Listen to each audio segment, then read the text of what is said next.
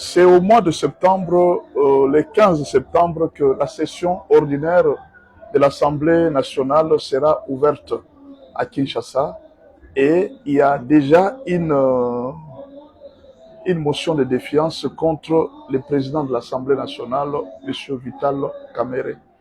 En croire l'honorable Bindoulé, il a expliqué que nous avons déjà 131 signatures.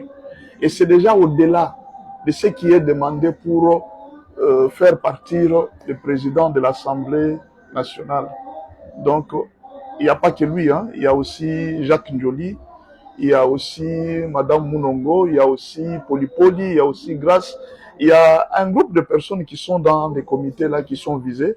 Mais il y avait, je n'ai pas vu le nom du vieux Mbosso. En tout cas, le vice-président Bosso, son nom, il a juste une signature contre.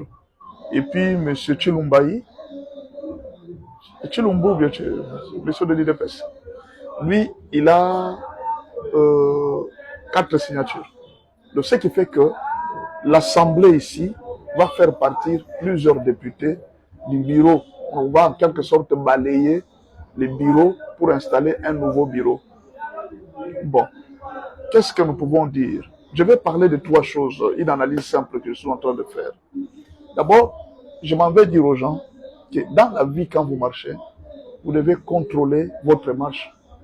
Vous devez surveiller votre marche. La majorité des gens, quand ils marchent, ils ne surveillent pas leur marche. Ils ne tirent pas les leçons de l'histoire passée. Il n'y a pas longtemps, nous sommes en 2006, Vital Kamerhe était le premier président de l'Assemblée nationale.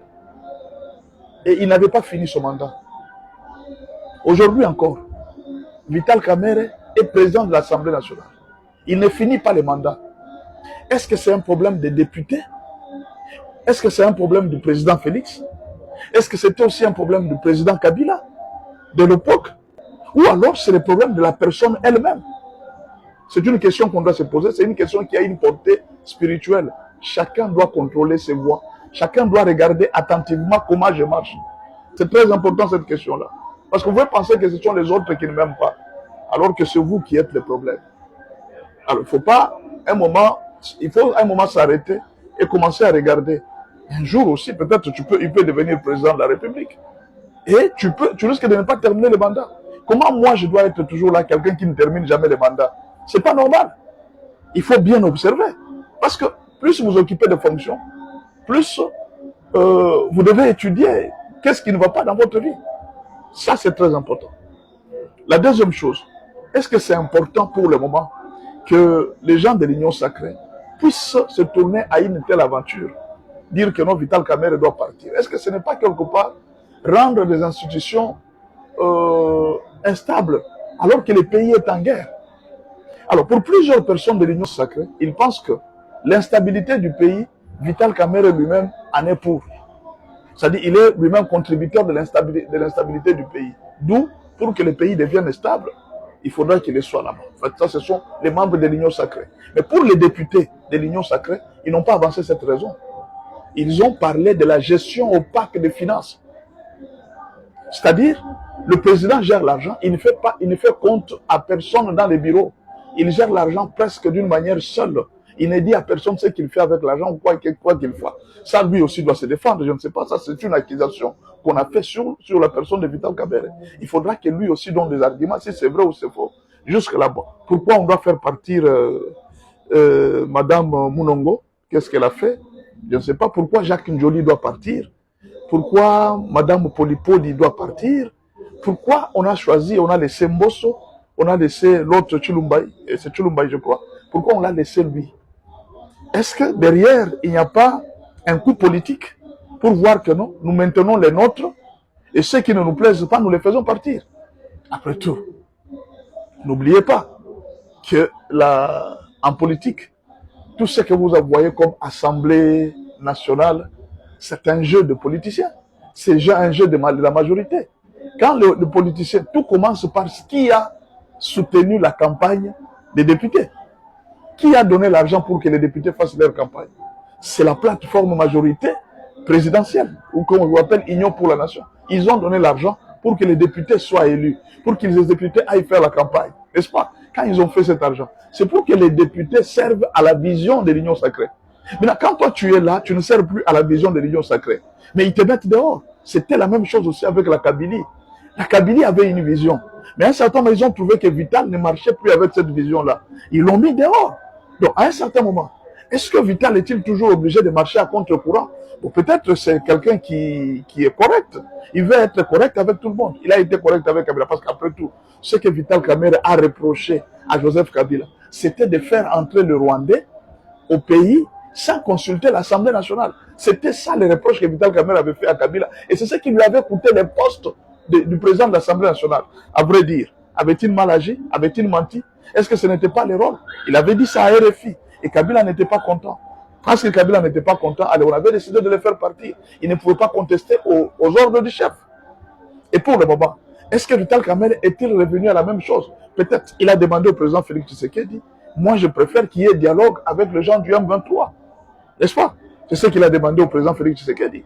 Il a dit qu'au lieu qu'on puisse perdre beaucoup de temps avec les accords des États-Unis et autres, Vital Kamerhe lui pensait que c'est mieux qu'on accorde peut-être au M23 le peu qu'il demande et qu'on puisse avoir la paix plutôt que d'aller à travers le monde, partout aller négocier.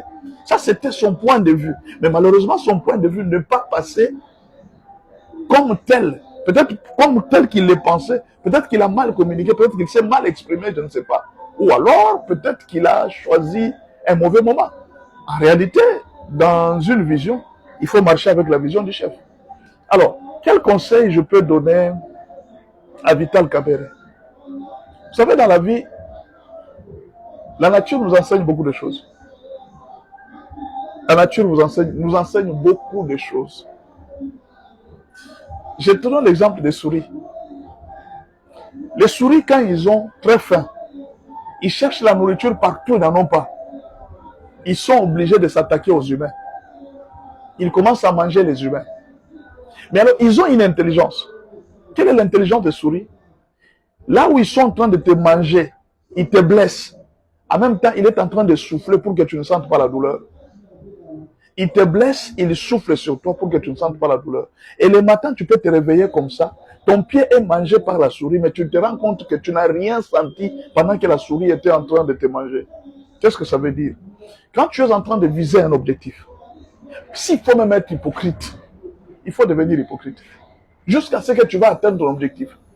Mais il ne faudra pas montrer déjà ton point de vue alors que tu n'as pas atteint ce que tu es en train de chercher. C'est une erreur en politique. En politique, c'est une erreur. Sinon, on va te barrer la route. On ne présente pas ses intentions. On ne veut pas être... Vous voyez, c'est la même chose aussi qu'avec avec Lumumba. Lumumba a présenté ses intentions devant les Belges. Il a présenté... Est-ce que tous les gens qui ont eu l'indépendance pendant cette période-là étaient-ils obligés de parler mal contre les Occidentaux? Non. Lumumba avait présenté sa vision. Il avait présenté ce qu'il avait dans le cœur. Ah bon? Ils ont compris, ils disent, mais ces gens sont puissants. Ils ont le pouvoir, ils ont l'armée, ils ont tout. Mais ils vont t'éliminer. Mais il est mort en héros, c'est vrai. Mais il pouvait être sage pour mourir en retard.